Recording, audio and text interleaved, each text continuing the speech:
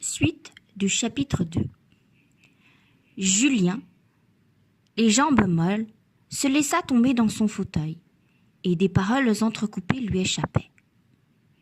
« Ah, mon Dieu, je lui déplais, et moi qui l'aime, et moi qui vais en mourir. » Il se prit la tête entre les mains. Il sanglota. Aussi, pourquoi s'être montré? Quand on était mal bâti, on se cachait, on n'épouvantait pas les filles. Il s'injuriait, furieux de sa laideur. Est-ce qu'il n'aurait pas dû continuer à jouer de la flûte dans l'ombre, comme un oiseau de nuit qui séduit les cœurs par son chant et qui ne doit jamais paraître au soleil s'il veut plaire? Il serait resté pour elle une musique douce, rien que l'air ancien d'un amour mystérieux.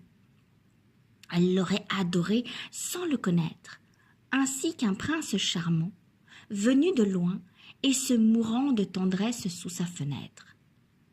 Mais, lui, brutal et imbécile, avait rompu le charme. Voilà qu'elle le savait d'une épaisseur de bœuf au labour, et que jamais plus elle n'aimerait sa musique. En effet, il eut beau reprendre ses airs les plus tendres, choisir les nuits tièdes, embaumées de l'odeur des verdures, Thérèse n'écoutait pas, ne l'entendait pas. Elle allait et venait dans sa chambre, s'accoudait à la fenêtre comme s'il n'avait pas été en face, à dire son amour avec des petites notes humbles. Un jour même, elle s'écria: « Mon Dieu, que c'est énervant cette flûte qui joue faux !» Alors, désespéré, il jeta sa flûte au fond d'un tiroir et ne joua plus. Il faut dire que le petit Colombel, lui aussi, se moquait de Julien. Un jour, en allant à son étude, il l'avait vu devant la fenêtre, étudiant un morceau, et chaque fois qu'il passait sur la place, il riait de son air mauvais. Julien savait que le clerc de notaire était reçu chez les Marsanne, ce qui lui crevait le cœur.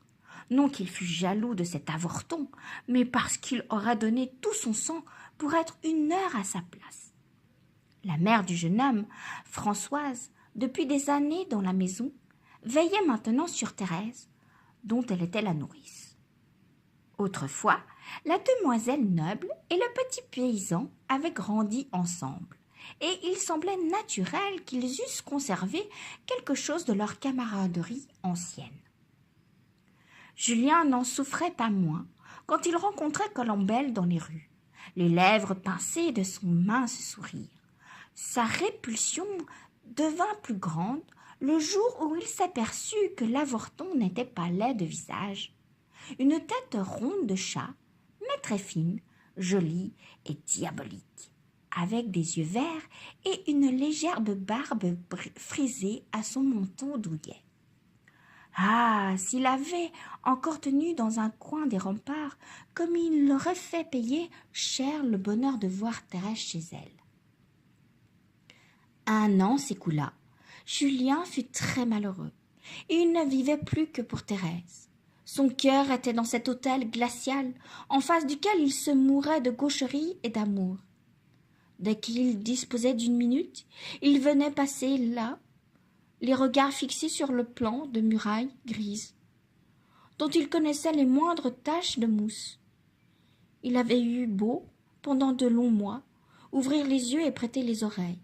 Il ignorait encore l'existence intérieure de cette maison solennelle où il emprisonnait son être. Des bruits vagues, de lueurs perdues l'égaraient. Est-ce des fêtes? Était-ce des deuils? Il ne savait. La vie était sur l'autre façade.